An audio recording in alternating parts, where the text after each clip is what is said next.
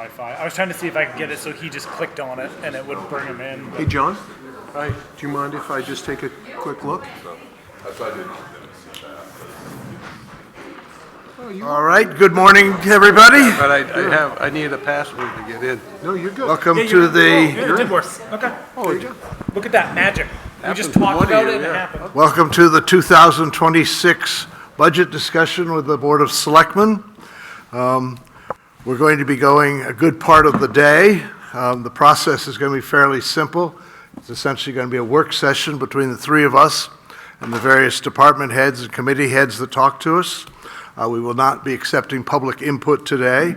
What we're going to do is listen, consider, probably make no decisions today, and then come back at our regular meeting on November 7th, hopefully to be able to make whatever suggestions we want to make to the department heads and/or changes to the proposed budget, and then send it along to the Budget Committee, who will begin work, we understand, in the third week of November. However, we do have some playroom between the 7th of November and then in case we find we need it.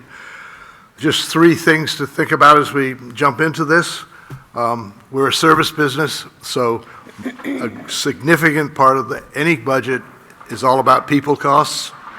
Second of all, we're all aware of the fact that over the last several years, wages, construction, vehicle costs have all gone up dramatically, and so we're going to see, I think, in this budget, the impact of that on various items. And third of all, we started a discussion 2 years ago, and it's going to continue today, and throughout this session about capital expenditures. So on those three notes, I'll turn the meeting over to Kim to give us an overview of the budget along with Lynn. Great. Thanks, Bill. Good morning, everybody, and welcome to the fiscal year 2026 budget. As a reminder, this budget asks department heads and organizations to think about their expenditures from July 1st, 2025 to June 30th, 2026. So it's quite a big task that we ask our department heads to do to kind of forecast that far into the future. But I think going through this budget, you'll see that they've been very thoughtful and worked hard to put in just what they need, their expectations for what they need, keeping in mind the impact to property owners and taxes. This is our first year with our new budget software that Lynn has worked hard to roll out, along with the department heads who have really worked hard to get themselves familiar with it and work on it. In the coming years, you'll see even more improvements as we get more used to it. So, well done to Lynn and all the department heads. Nice job. Everybody was very patient and worked together very well, so I was very happy to see that. Okay, so I'm going to just give a few highlights of the budget that's before you now and remind you all that there will be changes in the coming weeks. There'll be more information that we get. We will refine the budget. There may be some new items as we go along. So it's kind of a fluid process as it has been every year. So just remind everybody about that. Okay, so first, as Bill has pointed out, employees is more than half our budget. It's a big piece of it, so I'll start there. There are no new full-time positions being requested in this budget. However, we do have requests for increases in part-time help from the finance office, town clerk, tax collector, and the fire department. I've also requested additional funds for the welfare officer to go from a stipend to a part-time position so that we can have regular hours in the welfare area. As you notice, the welfare budget is up. And I think that we're all aware of the impacts of lack of affordable housing is, I think, really the biggest driver of our increases, help assisting people with lack of housing and lack of affordable places for them to stay. So that is impacting the welfare budget. We have one less full-time position, and Sam will speak to this later. That's the sewer department. We had two full-time folks in the sewer department. Sam was promoted to the public works director. So Chris, his second in command, was promoted to the supervisor position. We did not fill the other full-time position. So Sam will be evaluating how that goes. He'll be using part-time help from the highway to supplement, to make sure that Chris has the assistance he needs. So we'll be watching that. We have zeroed out the $10,000 in the leave time buyout category. Lynn and I think the better way to go on that, in that area, is to create an expendable trust fund where the funds can be put into that account. It won't lapse at the end of the year, so it does not have to be appropriated each year. As a reminder, that fund is to pay when employees leave, their accumulated vacation time and other benefit, their vacation time that they haven't used comes out of that fund. So, other areas, the Pleasant Lake Dam, Sam will also talk about that. We have increases there for some repairs we need to make, and DES is also suggesting we do a breach analysis. We did one many years ago when we did the upgrades to the dam. Wright Pierce did it, so Sam is getting some quotes on that. Legal category is up due to our increased need to have all contracts reviewed by Primex and the expense to have them finalized with our legal counsel. And as I've already mentioned, welfare is up, so you'll see the increases there. Finally, we have 2 new requests for funding so far. There may be more, but we have the King Solomon Lodge in Elkins. They spoke to you several months ago when their request for tax exemption was denied, about their need to seek funding to allow them to remain fiscally, have the finances available to stay open, and to allow their parking lot to be used for boating trailers that use Pleasant Lake.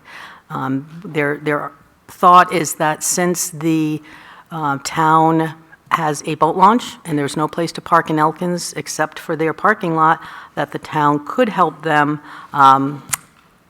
to have an appropriation so that they can actually stay open. Their finances are not enough that they're going to be able to remain open without help from the town. So there's one new request. And the second one that you've heard about is the $40,000 needed for the restoration of the historic markers. You remember there was a presentation probably about a month ago, so that will be on as a warrant article for the town meeting. So with those 2 requests, those are the new ones. As you know, we could get petition warrant articles, and there may be some other areas that you decide to include. One that I'll just touch on really quickly is our website. Both Adam and Cara are working on various vendors who may be able to provide us with a updated website, and also the ability for people to apply for various building permits, fire permits, various permits online. We do not yet have the capability to do that. People must fill out forms on paper and bring them into the office. So that expense will probably be coming to you before the end of this budget preparation season. With that, I will turn it over to Lynn, who loves talking about insurance rates, bonded debt, and all that other stuff. So take it away, Lynn. Yeah, she leaves the hard stuff for me. So as Kim said, we've used the new budget software this season, and it's been going very well. It is doing everything I had hoped it would do. Sometimes I get a little panicky, but then my rep over there is like, no, we do it this way, and we're good. The department heads have really jumped in and utilized it for their submission. We've come up with a new verb called questing. So when you're on there working on your budget, you're questing, because it's called Questica. And what the actual software is up on the screen right now. I know it's a little hard to read, but this is what we work on and what we work with. So it's been really good. I can enter things, and within moments, Chief Cobb or Sam will be able to see what I've updated for them and the notes that come through. So that's been really good. The personnel module is not live yet, so I can't do COLA on the fly. I can do it and get it back to you, but again, we weren't able to get that module live for budget season. It's just there's a lot to that's the most complicated module. As Kim said, I'm going to talk about insurance. So surprisingly, all of the insurances across the board have gone up. The workers' comp is up 10%, which is the cap that we've agreed to. I had put it in the budget at 10%, but the risk has changed between departments, so you'll see some departments have gone down a little, some departments have gone up. That is not reflected in the paper worksheet that you have, but it's reflected in my budget sitting up there on the screen. Again, it's not an overall change. It is just within departments, like dispatch is a little higher and planning is a little lower, depending on the risk. Property and liability insurance is up 9%. I had estimated 8, so it's not too much of a change that's going to hit the bottom line of the budget. Health insurance, which is on your worksheet, I had just level funded because I didn't have any numbers at the time. They've come back and it's going to increase next year by 4.2%, which is great because last year it went up by 14 and something percent. So that's good. That again is reflected on my my spreadsheet and in the system. Dental insurance is up 5%, which dental insurance hasn't gone up for a couple of years, and that really translates to about $4 a paycheck. So it's not up significantly. Debt service, you will see, is down in 2026 because we'll be retiring 2 bonds over the course of this year. Highway Grant Fire Station from June 2005, and then the Academy Building repairs from 2015. Both of those will be retired. So that number goes down. Obviously, if we add another bond, it'll go back up. We are adding debt service to the sewer for the generators that were approved at 2022 town meeting. It was to purchase generators in the amount of $300,000 through the Clean Water State Loan Fund, and they will forgive $75,000 of it. If the generators are done and up and running, this is what we will be paying for debt service for it. And that's kind of the highlights for me. Yeah, that's my highlights. Okay, thank you both. Chief Cobb, are you ready to go? Yes. You're first up in the lineup this year. I think what we'll do is let you talk for as long as you would like to, and then we'll, I hope you'll entertain some questions.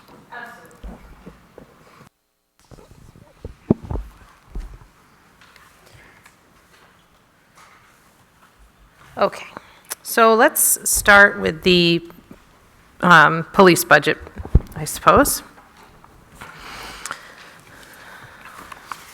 For those of you following along, this is page 9 of the detailed budget line budgets.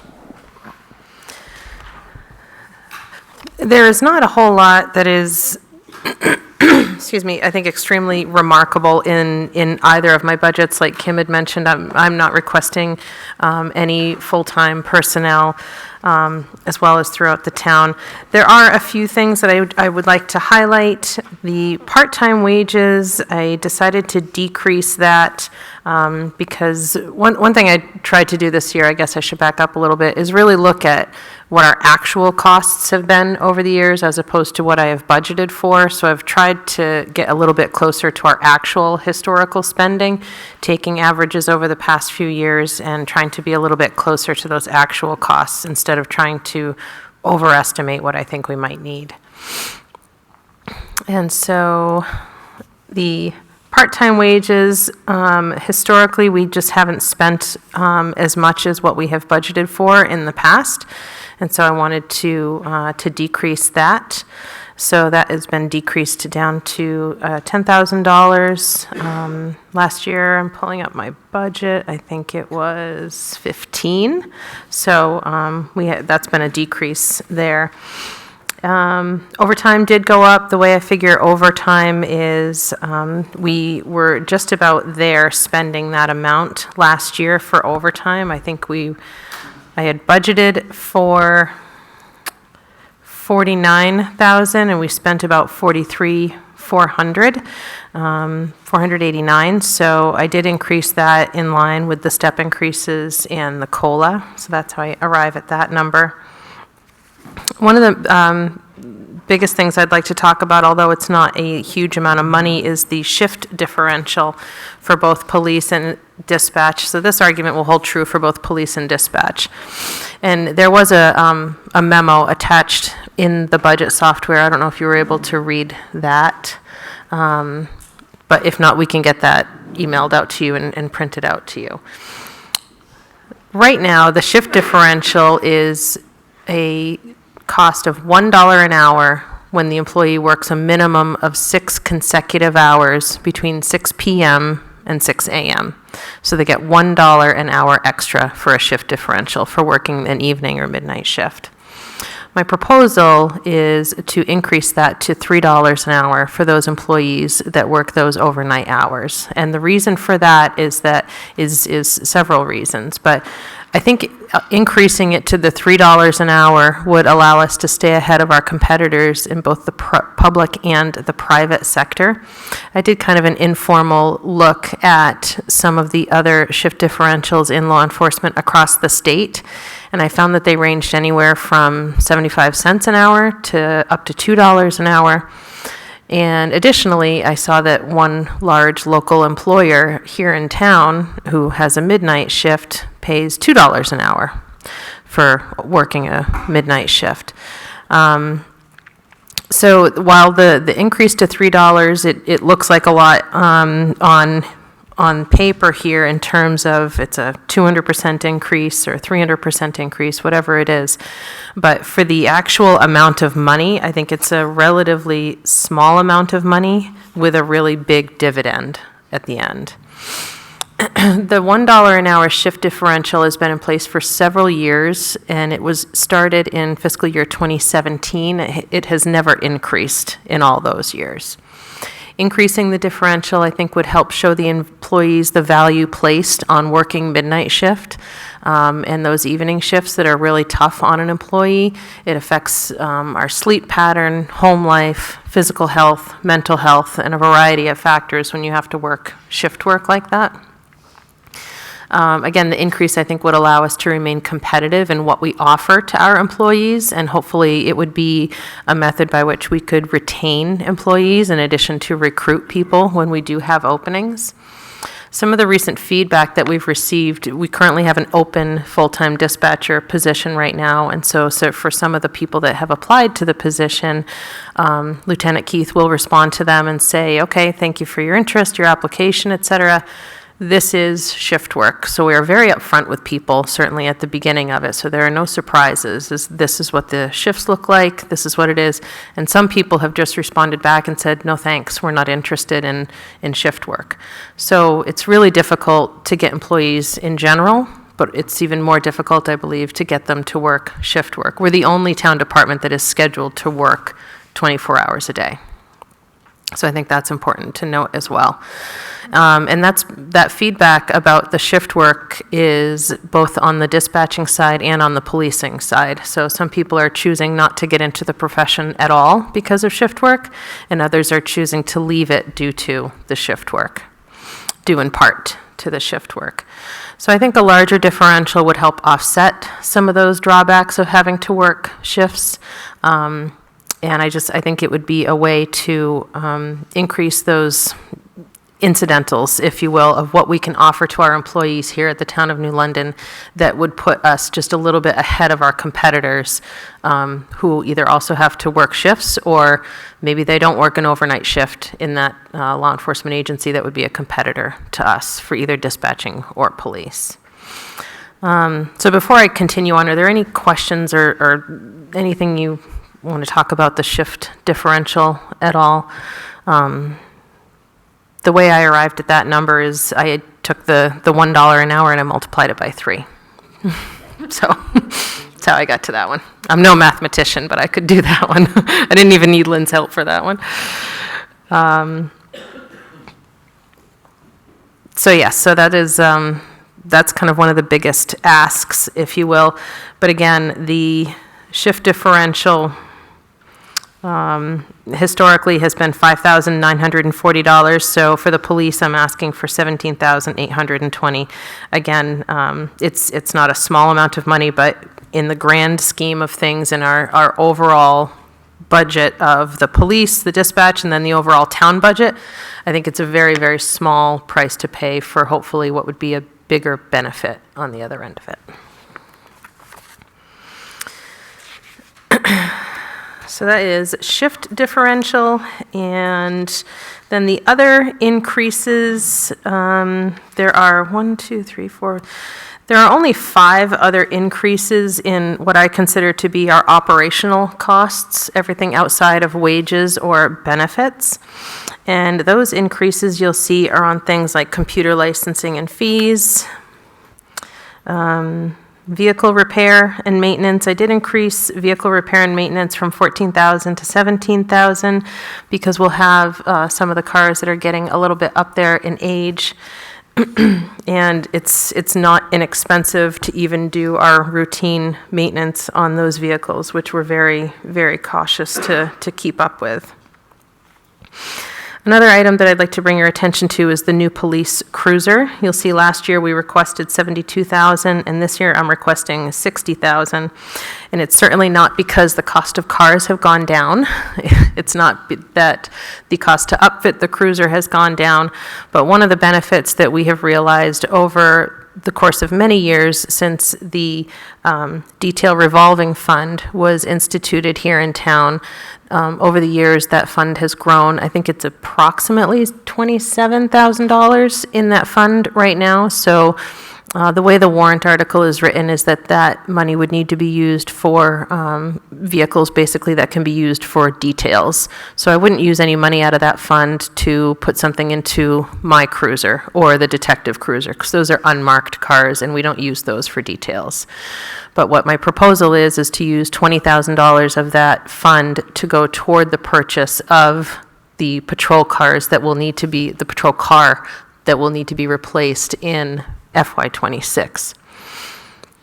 So, Emily, could you explain what details are? Give us an example. Oh, yes, example of yes. those. So details is just like what everyone is seeing here on Main Street. Occasionally, we do details at other functions here in town, and so a portion of that money goes to the police officer, a portion of that money goes towards the use of the cruiser, if there is a cruiser needed and used, and a portion of that money is an administrative fee that goes towards the cost to administer that detail and paperwork, et cetera. How many details do we normally get? Now, I know this was an unusual year because of the water main project, but hospital day, holiday. Yeah, there are quite a few throughout the summer for weddings because the Historical Society requests details up there. We do have a 4-hour minimum for details, which is standard in the industry.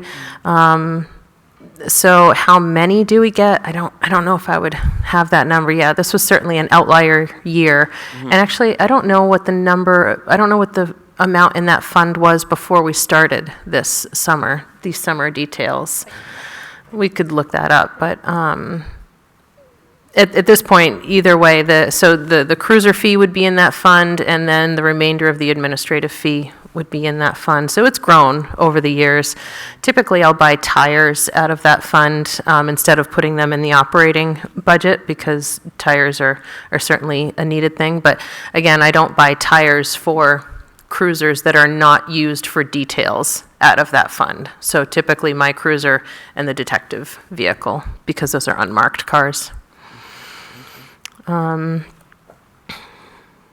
So that would be my proposal, is to use $20,000 out of that detail revolving fund, which is why you'll see the police cruiser cost go down to $60,000. And I want to just comment on that a little bit more, but I need oh wait, I have it right here in front of me. Sorry, I was trying to get used to there it is. Okay, I was like, I feel like I wrote something up on this. Okay. So the health of the fleet is evaluated every budget cycle on a variety of factors, including the usage of them, the mileage, wear and tear, mechanical competency, et cetera. And the vehicle scheduled to be replaced in FY26 is the 2020 Chevy Tahoe, which has 67,000 miles on it as of a couple of weeks ago. That vehicle is ready to be replaced. It'll be 6 years old by then. The mileage on that car isn't as high as what we have seen in some other cars, but it is going to be 6 years old at that point. And I anticipate replacing 2 cruisers in FY27. So I think it would be problematic for us if we waited until FY28 to replace this 2020 Chevy Tahoe.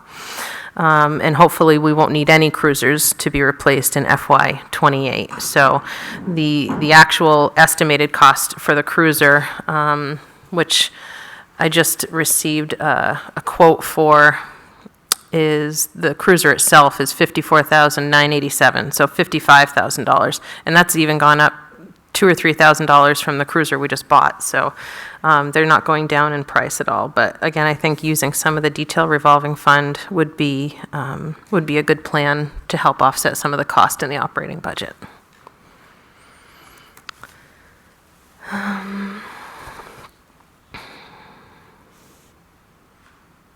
There are a couple of small items that are increased. Our equipment lease and maintenance increased $400,000, less than $1,000.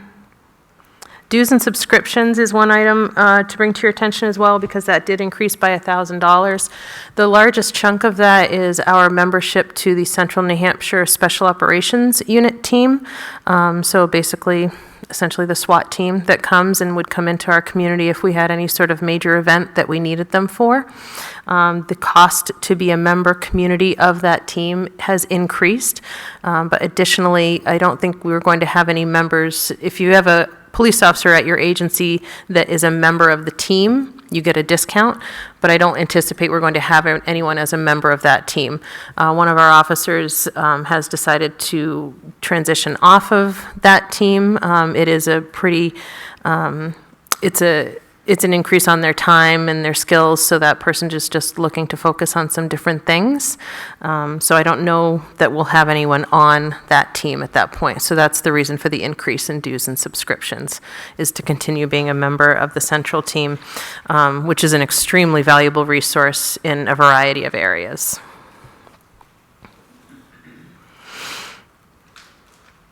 And then, so you'll see several items that had decreased.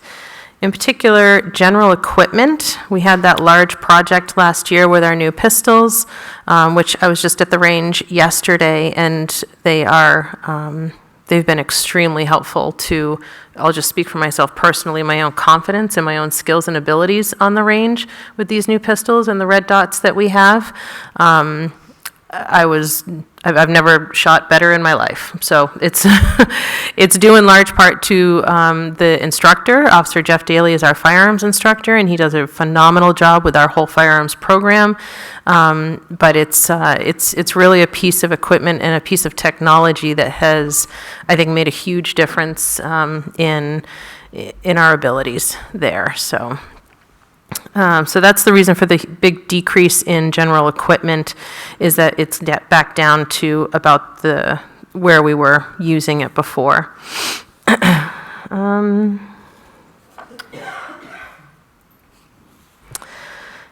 And again, some of the other decreases, even if they're small amounts of money, $250 here, a little bit there, it was all in an effort to really be more in line with our actual costs. So that's why you'll see some of those items have decreased.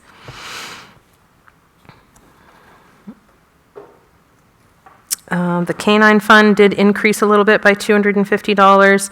We do still have the canine donation fund, which folks still very generously donate to on a pretty consistent basis. And so depending on the amount that's in that fund, we'll use that for any items related to the canine, but certainly I can't count on donations in that fund to support the needs of what the canine has. So that's why I budget for it in that manner. Yes? Does Unleashed still donate food for the dog? No, he needs a special food, a prescription food that we have to get through the veterinarian at this point.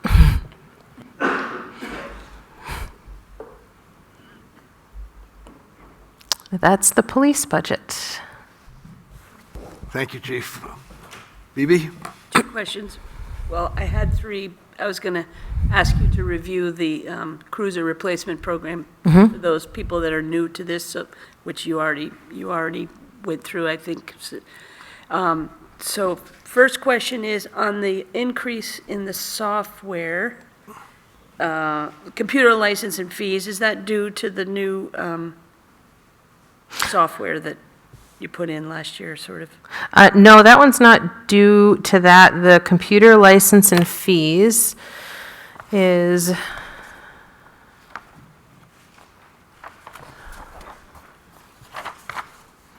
want to see what I wrote so I make sure I say it all.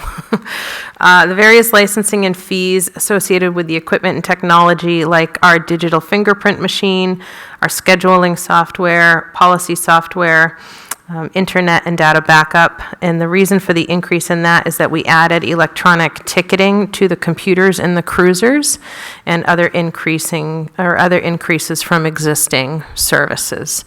So once we did go to that new CAD and RMS, the computer-aided dispatch and records management system, when we transitioned to that in February, that new software allowed us to have certain other technological advancements such as e-ticketing. So instead of me handwriting a summons and trying to keep my attention focused on the person and the traffic and writing the ticket out, we're able to scan the license and it all prints out right in the cruiser. Oops, excuse me. There's a printer right in the cruiser and it's all done electronically now, which is a great technology. It saves a lot of time. It allows the officer to keep their attention focused on the driver or traffic around them instead of having to really divide their attention writing a hand summons.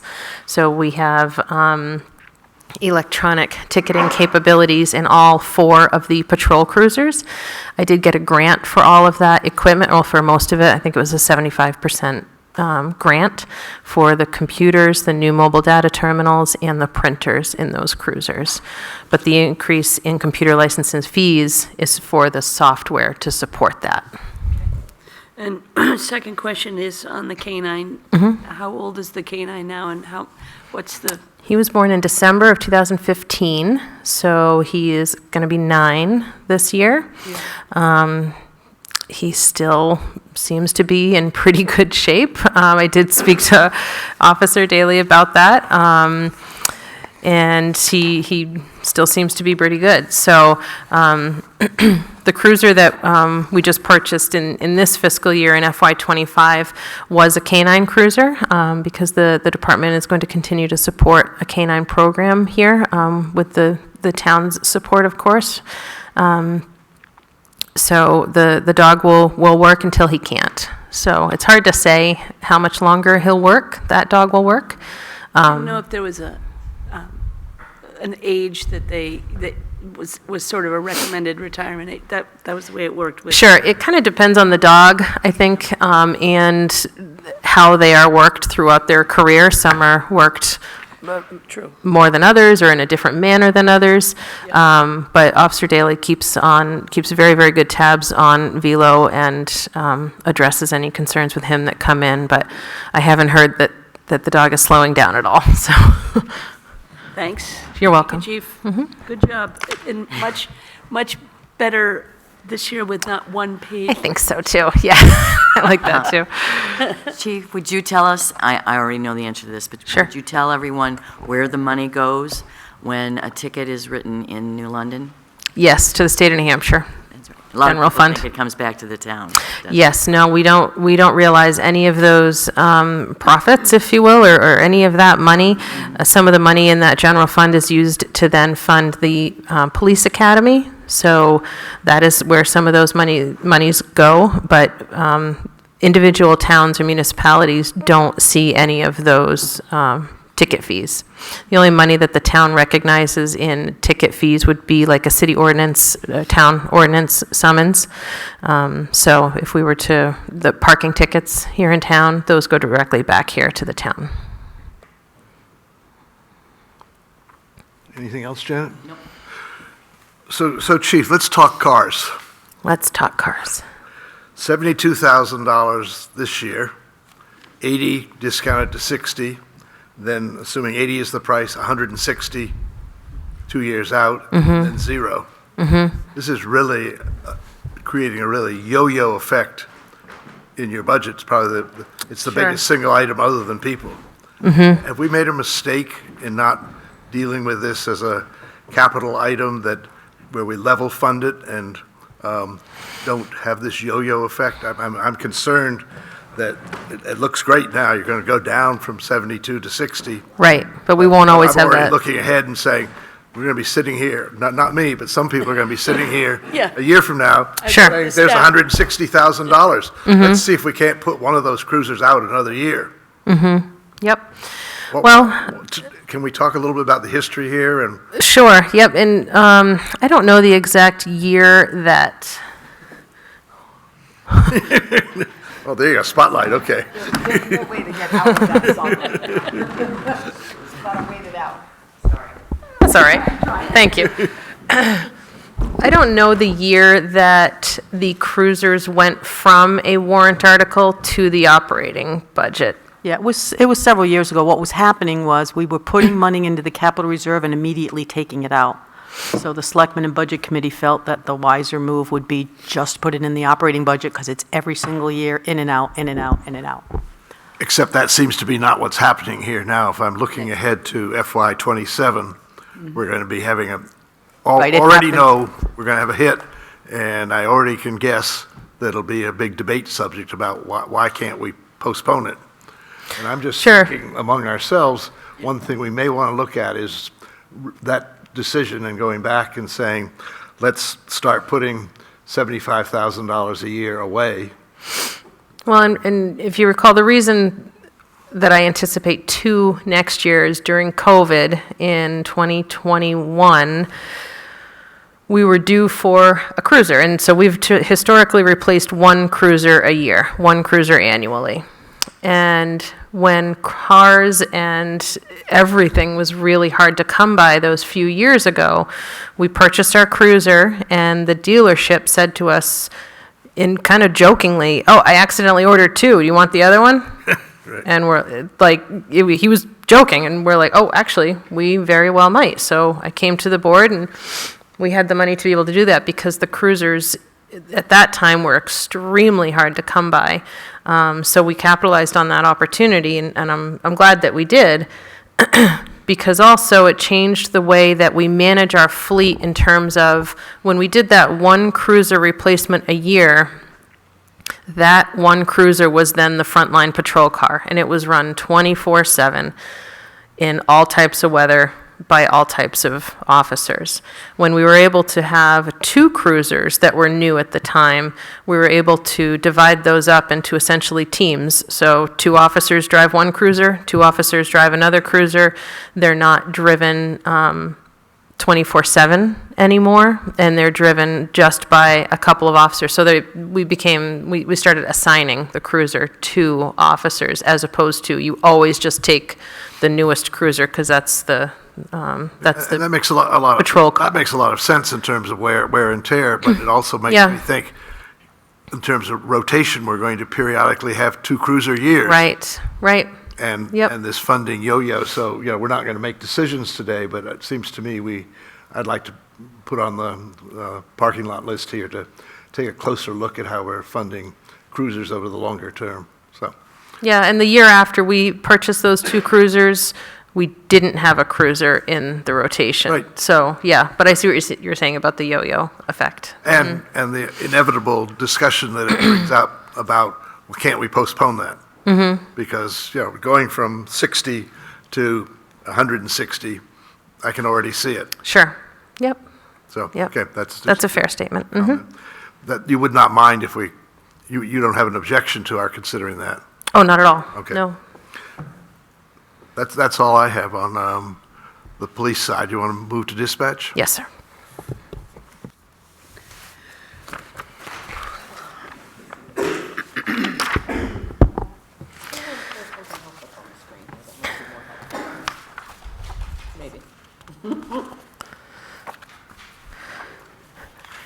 So again, like I had mentioned before, the shift differential conversation is the same in dispatch as it is in, for the police side. So that's why you'll see an increase there in shift differential in dispatch. The part-time wages did increase as well. Excuse me a minute, Oh, sure, Chief. sorry. We're back to page 11 and 12 now. Okay. Thank you.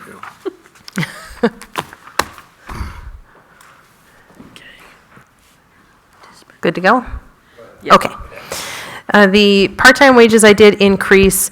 The past couple of years, I had budgeted for 12 hours a week of part-time wages, but I found that we are using more on average than 12 hours a week, so that would be the increase for the part-time wages, or the reason for the increase in part-time wages, is that I then budgeted for, I believe,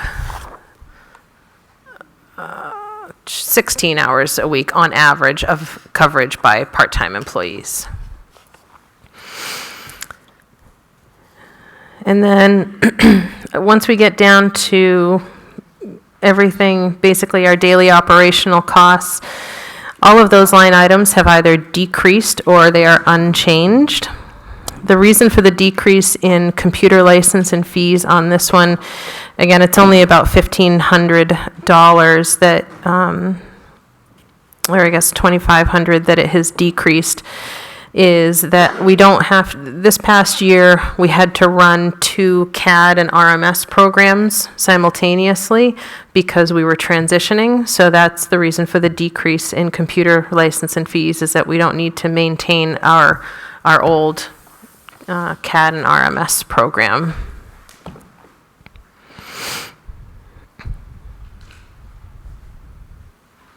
Again, computer support had decreased a little bit. But that is the department's computer IT needs. That's the maintenance contract with VC3 that is town-wide. And the reason for the decrease in this line item is that we moved 1 recurring monthly fee over 2 computer license and fees, just because it fit better in that line item. But this also includes a replacement of our firewall, which is due in 2026. The reason for the decrease in some of the other line items, like conferences and training and new equipment, was just trying to be more aligned with what our actual costs have been over the years. So again, even if it's a relatively small amount, $500 here, $1,000 there, it was really just in an effort to be more aligned with actual costs.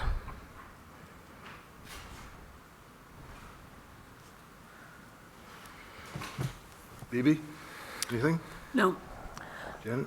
Chief, what do they need safety equipment for in dispatch?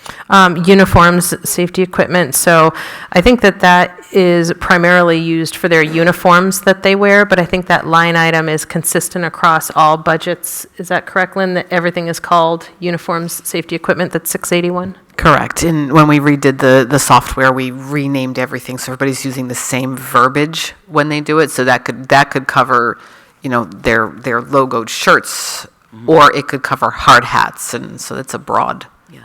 No, I just wondered what safety equipment they needed to do. Yep, and like in the police budget, it's the same uniform safety equipment. So everything with the 681 is uniforms safety equipment. Okay. Thank you. But there's no safety equipment per se in Well, dispatch. that's really what Yeah. I wondered. Okay. Thank you. Anything else, Janet? So here, the entire budget increase in total is people. Everything else zeroes out within $1 or $2. So this is a people issue, and your staffing continues to have some turnover. Yes, it does. It's really difficult for us to keep that 5th full-time position filled in dispatch. So that's been a challenge for us, undoubtedly. And part-time, do you have a consistent group of part-time people? Or? We do, yep. Thankfully, on the part-time side, we do have some folks. One of the folks that was full-time with us went down to part-time, but they still contribute in a really meaningful way for us. So we do still have a fairly robust part-time staff, and we utilize them when they're available, when we can. Also, due to some of the vacancies in dispatch, we have pulled police officers who are trained in dispatch to work dispatch shifts, and our administrative assistant to work in dispatch, either as overtime or if they need to fill in during their normal working hours. But typically, it's on overtime because we can't really pull our administrative assistant from her duties all during the week to have her work 12 hours in dispatch. So that's been a challenge for us, is to keep that 5th full-time position filled. Okay. Anything else? So I don't see anything else for you this morning other than to listen, and I think the two notes that if we could get the description of differential, that memo, that would be helpful, I think, to add to the book. And then I would like to have us talk more about not only cruiser buying, but also the impact that has on maintenance and so on, because that, other than people, that's really the largest item here. Okay? Anything else, Kim, Lynn? All right, Thank you. it is Chief Lyon's turn. Thank you very much, Chief.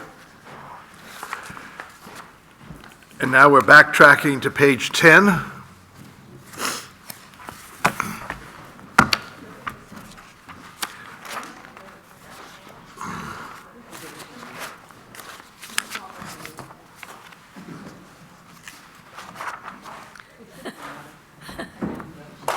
I want to thank everybody, too, for bearing with me on what you see on the screen. I think this report is much more visible than what I was before, so.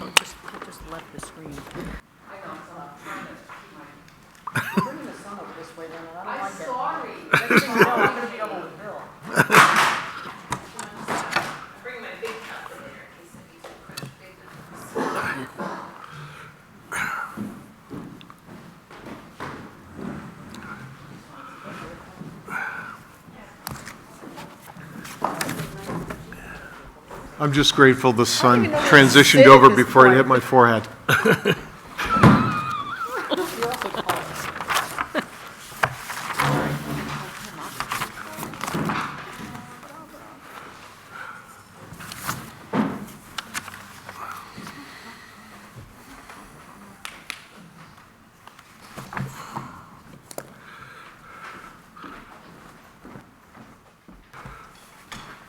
Chief, you're on. Good morning, and thank you for taking time out of your Fridays to meet with all of us.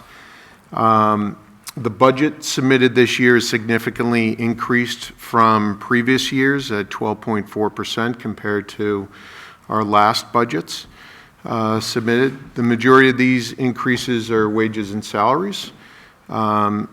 Before I explain the justification for these increases, I think it's important for us to look at what's changed.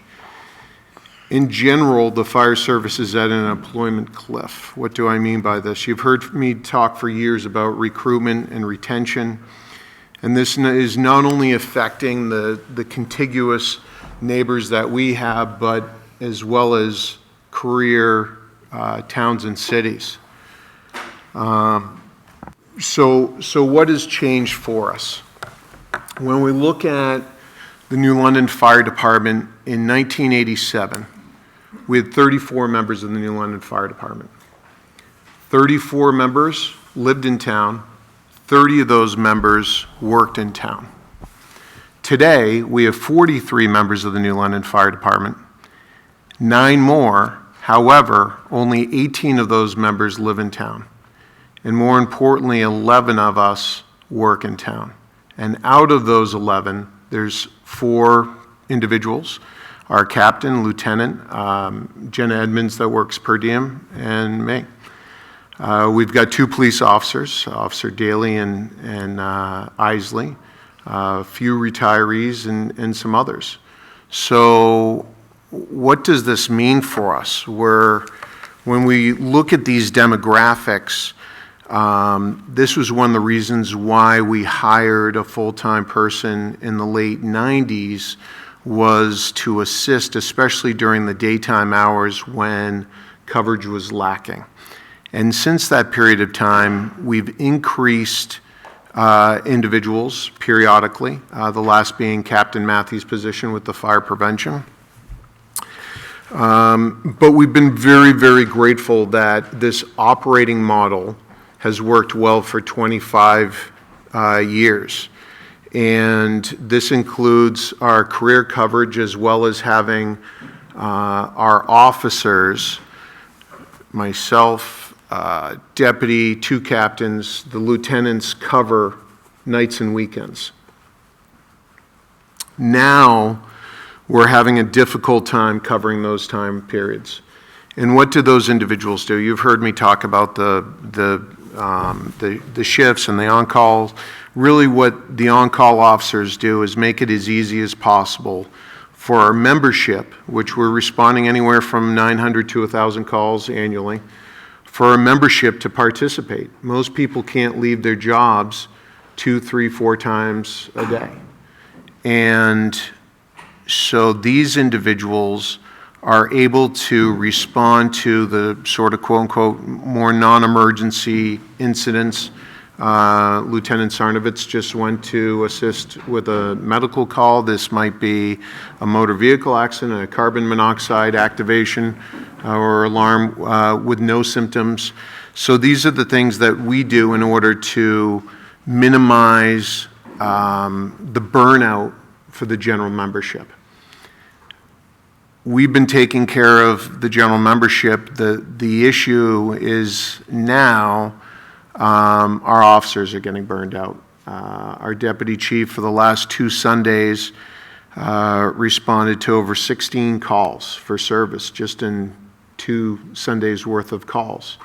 And if you go out a time or two during the day, that's not that big of a deal, but responding to 6, 7, 8, 9 calls over the course of a day takes its toll on families and ultimately participation. So what has changed for us has also been some of our key members. One was hired for Dairy Fire Department. He used to take 2 or 3 weekends a month. And other people have various obligations, whether it's their full-time jobs or family obligations. So what do we do? And the reason why I'm mentioning this before I dive into the budget is this affects the first 6 items in our budget when it comes to wages and salaries. So the Board of Firewards in the 90s looked at our organization, and I would break it up into phases. So phase 1 would be a full call department. So the individuals are paid. They're basically part-time individuals for the town of New London. This transitioned in the late 90s to phase 2, which was a full-time person or a couple of full-time people starting in the 2000s. I'm now proposing phase 3, which would also include per diem coverage. So Jenna Edmonds, who works Monday, Wednesdays, and Fridays, she would be considered a per diem employee. We're now proposing per diem coverage on Saturday and Sunday as well. And the reason for this, again, is to allow people to be with their families, but to compensate people reasonably in a hopes to delay the inevitable. And the inevitable is to hire additional full-time people. The chair of the Firewards, Steve Ensign, and I at some point will be coming to the select board to have a conversation with you as far as when we do this. To use a slight analogy, the boat's sinking. We're putting our fingers in the holes to try to keep it going, but what ultimately does it look like? And again, this operating model has worked really, really well for 25 years. We'd probably be in this predicament 5, 6, 7 years ago if it wasn't for some of our dedicated people as well as our live-in program. So that's been very, very successful. So the question is, for phase 4, when do we hire additional firefighters? And with that, before I jump into the budget, are there any questions? Sorry for being the bearer of bad news. I was hoping this was going to continue until I could, gracefully pass along, or retire, not. Wait a minute, Chief. Yes, sir. Yeah, No, I don't. So, what you've said is great, but like the car discussion we were just having with Chief Cobb, what's Yes. I think we need to see a multi-year plan at this point. Yep. I don't think doing this point by point helps. You highlight the need, which is hard to dispute, but ultimately, as you say in your write-up, it's a stopgap. Yes. And so, if I'm trying to think about not just this year, but years subsequent, I'm interested at this point in knowing from you and the Firewards, what's it going to look like in 27 and 28? What's your plan? And you said that you would like to come and talk with us about the longer term, and I think the longer term is now, before we simply increase the budget by this amount, and you've acknowledged it's one of the largest increases for this year, but it is a stopgap. I think we recognize that demographically, and so I'd like to encourage you and Steve and the others to come sooner rather than later and talk to us about what the 5-year plan looks like, not just the 1-year plan. Yep. And we do have a plan. Unfortunately, this hit us last January. Otherwise, it would have been a different conversation last year. We really didn't see the effects of staffing shortages because of some of those key members. It's really been the last 10 months that has been a struggle. And of course, like anything, we're reacting to stuff as opposed to being proactive, and certainly Steve and I can get into greater details, but there's various things that we could do. There's federal grants out there from the SAFER grant, which would cover salary administration, health care, benefits, would not cover overtime. As you just said, the stopgap as far as per diem, ultimately what it means is hiring 3 people. Lieutenant Sarnovitz would be put into the rotation. They would do 2 10-hour days, 2 14-hour nights, but we will be coming forth. We have some ideas, and we'll be chatting with the So I think sooner select board. rather than later. Janet did tell us about the last Firewards meeting and mentioned the potential grant, but then when BB and I heard that last night, our action was, well, what happens in the 4th year when the cliff hits? Absolutely. And even if we have a need now, like immediately we have a need, the issue is if we apply for a grant in April, we're competing against 30+ thousand other fire departments, not necessarily application, but that's what we have nationally. And it's a competitive grant. So I think that everyone heard about Manchester being one of the recipients of the SAFER grant. Lebanon was not. Lebanon had put in for 8 full-time firefighters. But I think simply So- that the Selectmen as a body and the town as a whole needs to get a little bit more deeper into this. Absolutely. I'm not disputing what you've said so far. Yep. I'm simply saying a 1-year snapshot. I need a video now, not a snapshot picture. Perfect. Okay. Look forward to meeting with you. So our first 2 line items when it comes to the department head and wage and salaries, the increase is based upon the steps for the fire captain and lieutenant. Fire department part-time wages, although we are increasing or making a recommendation to increase the compensation for our call members. The compensation is based upon levels of certification or rank. So although it's going up basically $1 per step, our budget's not being affected significantly. It's only $2,000, and the reason for that is we're getting less participation from our membership. So I was able to, Jenna Edmonds works 12,048 hours annually. You look at the average of calls, and that's how I was able to extrapolate the compensation for part-time wages. on-call pay in order to try to incentivize individuals participating. Currently, individuals are receiving $50 for a 12-hour shift. Monday through Friday, we cover with our career personnel or Jenna 7 a.m. to 7 p.m. And then after those hours is an on-call shift. That averages to $4.17. The reason why it's increasing almost $20,000, $19,200, is that if we go with the state's minimum wage compensation at $7.25, that's $90 for a 12-hour shift. That's $180 for the weekend coverage for Saturday and Sunday. So hopefully additional funds. And we did do an internal study where we sent out a survey to our membership and inquired, what is keeping you from responding to calls? What can I, as the department head, better do to advocate or support? And we've always said for years, people don't do things for money. And that may have been the case.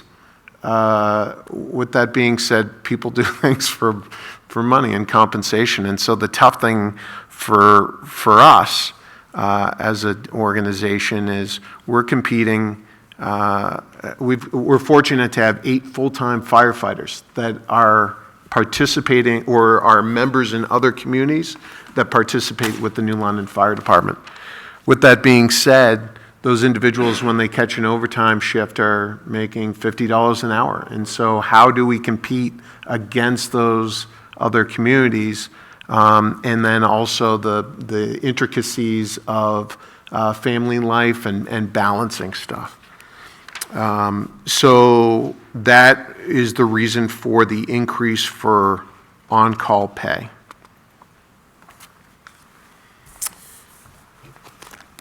My sheet's gone. I think the next one was overtime. And I'm good, thank you. Sure, you got it? I do. Nope, per diem. So I briefly touched upon the per diem. We're recommending Saturdays and Sundays, 12-hour shifts, again, as a stopgap measure. We'd be compensating at $25 an hour, which is the same vicinity which we're compensating our officers.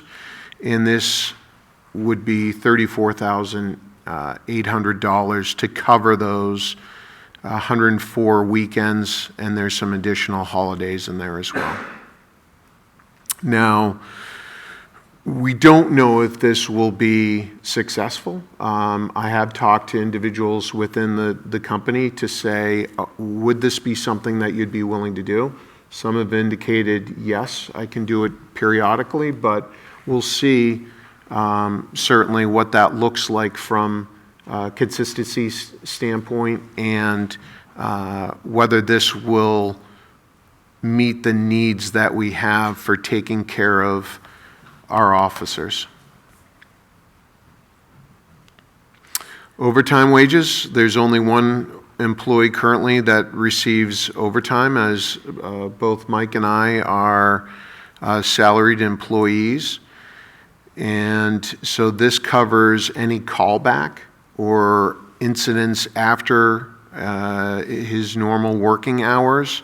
This also is a factor because he's had to cover some call time as well. So just over 400 hours of overtime.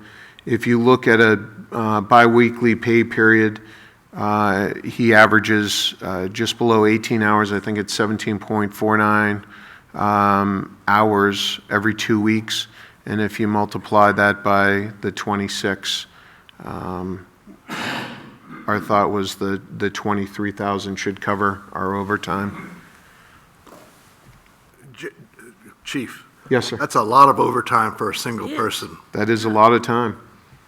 It indicates the shortage of and the need for additional people, and also the number of calls that we receive outside our normal working hours. And the difficult thing is, obviously I don't get compensated, but I think off hours, I came back almost 100 times after my normal working hours. We do 2 10-hour shifts, so this would be the hilltop fires, this would be on call, this would be the random calls that we receive in addition to our normal working time. Yeah, unfortunately, you and Chief Cobb both have to carry that burden of having a 24-hour-a-day department, but understood. But nevertheless, when you're talking to us about the longer term, it seems to me sustaining a single employee earning over $20,000 in overtime work is probably not a good way to be managing things.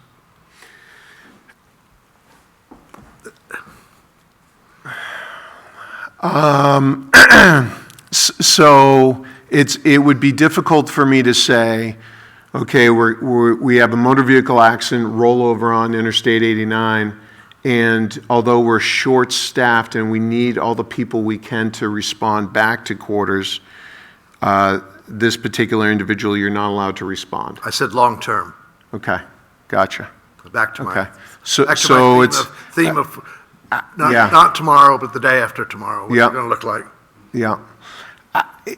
It's a difficult situation when you're affiliated with a small department, and again, this is not New London's individual issues. The last Kearsarge Mutual Aid meeting that we had, we're looking at a global look, and we had the conversation of regionalization. How do we cover the various calls? How do we take the stress off of the neighboring towns? How does New London not become solely responsible for having to take care of other communities? And there have been times that we've responded to a chimney fire, and there wasn't a firefighter from that mutual aid community. Fortunately, that doesn't happen often, but it happens. Chief, I understand that. That's all part of the changing picture. But in the last 4 years, overtime wages have gone from $8,000 to $23,000. Yes. There's something says to me the staffing needs to be looked at for the long term, because that person's also having to work. How many extra hours a week did you say? On average, 20 probably hours? 8 additional hours Yeah. weekly. So Yeah. that's a burden on that person too. Oh, absolutely. So I just, And it does show the dedication that we have from this particular individual, and certainly I think that, and no disrespect from other employees, there are some individuals when they're off shift and they're not going to be coming back, and that's some of the intricacies that we have with our other career employees that are working for other municipalities. no But- disagreement. I just think Yeah. you're appropriately bringing forward for enlightening us on the changing issues when running a fire department in this 21st century. And, this is part of it, is we can't just keep loading overtime wages in on one person. It is difficult, and I wish I had a solution. All of us in the emergency services struggle with this, and unfortunately, there's no silver bullet that will fix it.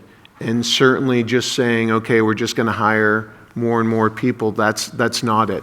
And New London has sort of been a stepping stone. We've been fortunate to be a great training facility for individuals that have either been hired with New London and then gone to other municipalities, or they've been trained by us and then been hired full-time in other towns or states. With that being said, I do think we have the opportunity to have New London as a destination organization, where we pay well, we treat them well. The town's been phenomenal when it comes to equipment and facilities, and so there's some definite advantages of this town over other places. And so, you know, Chief Cobb's been very successful stealing people, borrowing people, whatever the case may be, that have been long-term employees. And I think that that's something that all of us, from highway to the fire department, that's what we're striving for. I have a Go ahead, BB. question. Back to the per diem. Can you describe currently your system for coverage on the weekends, who's doing it?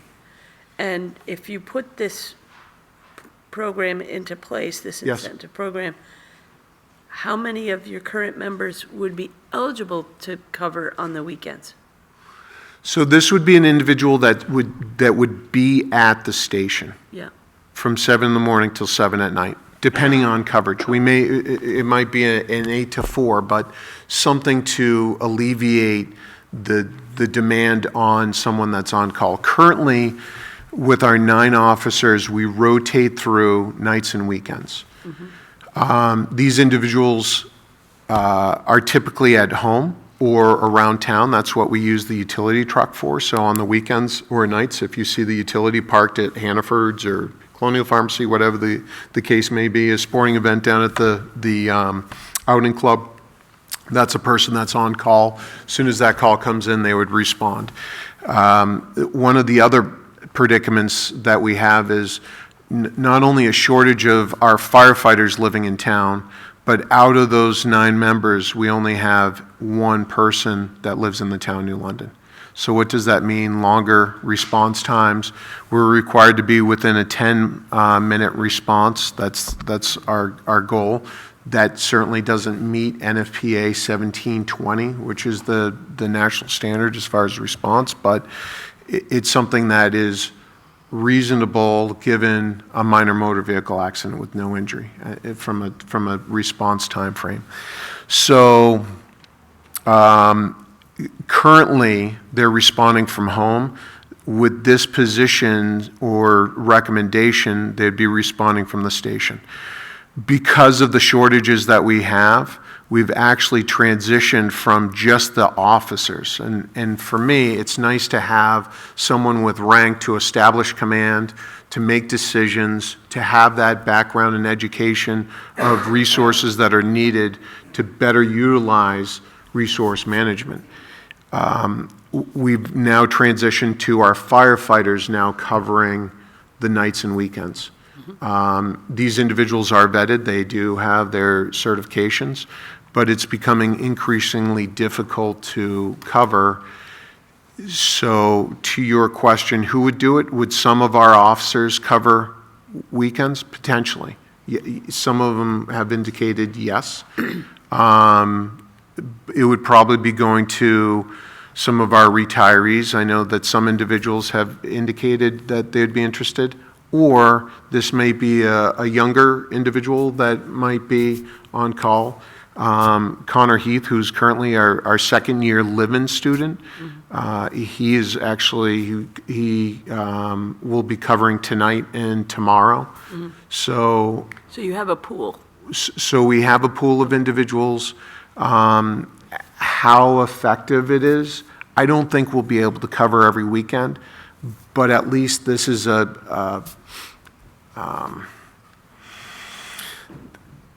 opportunity to give people. Yeah, we're in a difficult situation. Okay.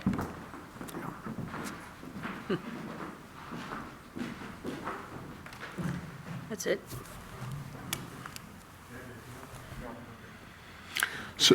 So that covers our salary administration. And again, we use a zero-based budget every year for our phones, our vehicle repair and maintenance. The one thing that I did want to highlight, and for the audience, I'll turn this over so you'll be able to see it. I'm sorry it's not two-sided, is uniforms and equipment.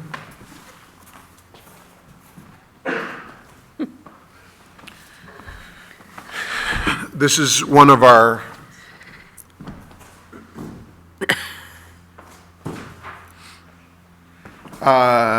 former firefighters that's now on Concord, Sam Cahan.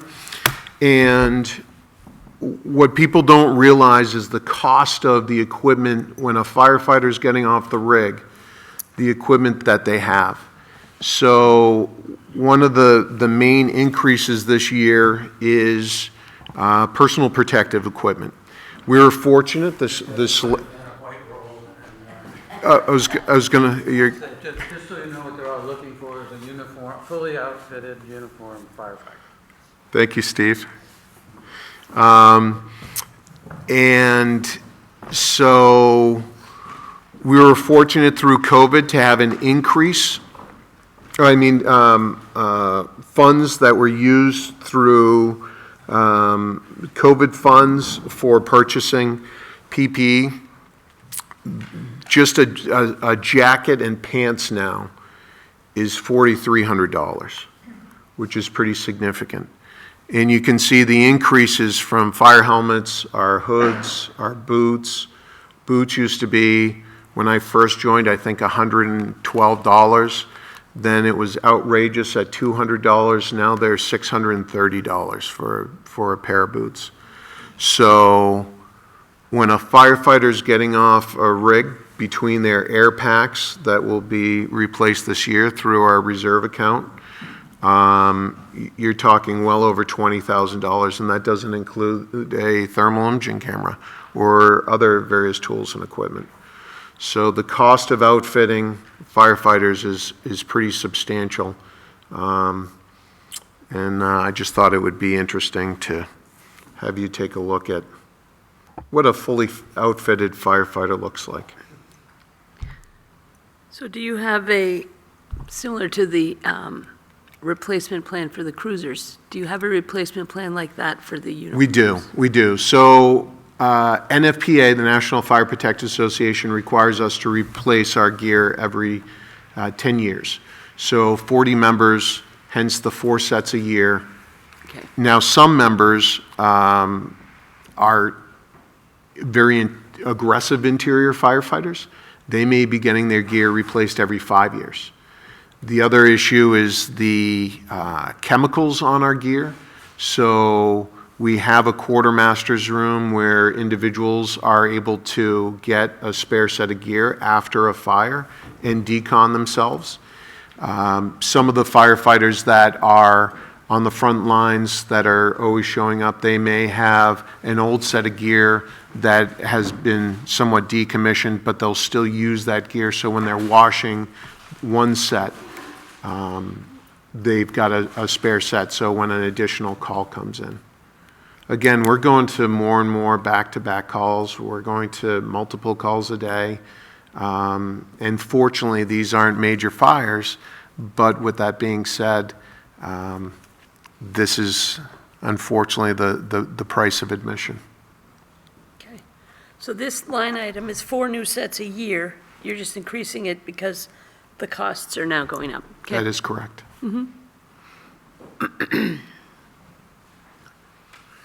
Janet, any other questions for the chief? No. BB? No. So, like Chief Cobb, virtually all of the increase in costs for the fire service are employees. Everything else you have here essentially zeroes out. That is A couple of correct. $1,000s for uniforms. Yes. So, in both cases, we're dealing with employee costs as the principal issue. And in your case, a very dramatic future change on the horizon. So, enough said. Okay, thank you. Thank you. Firewards, Mr. Ensign, are you going to do that? Fireworks is a modest budget, and the fire services as needed. Anybody have any?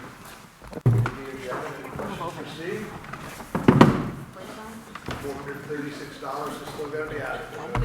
It's up $1, 435 to 436. Must be right. Okay.